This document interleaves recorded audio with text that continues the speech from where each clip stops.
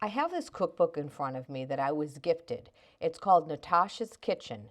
It's by Natasha and it's 100 easy family favorite recipes you'll make again and again. What I love about this cookbook is that they're easy and they're simple and they're great for weeknights or anytime you want to try something fresh. If you open the book, I just want to tell you you can make salmon piccata, chicken pot pie, crispy bacon jalapeno poppers, cinnamon sugar donuts, next level cheese board, a chili bar. This book has so many wonderful recipes in here that you'll love. I've tried some of them and they all came out exactly as described. I mean, if you go through the book, look at the avocado toast. Wow, that does look really yummy. Actually, that's going to be the next recipe I'm going to try. A baked spinach artichoke dip, a crispy coconut chicken strips.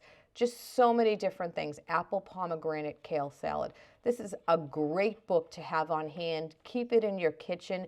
You will use it day after day and it will help you make easy decisions for dinner. It's really nice hardcover bound book. Nice really pictures inside, which I love because I really don't like when you get a recipe book and you can't see what the finished product should look like. Natasha's Kitchen thought of everything.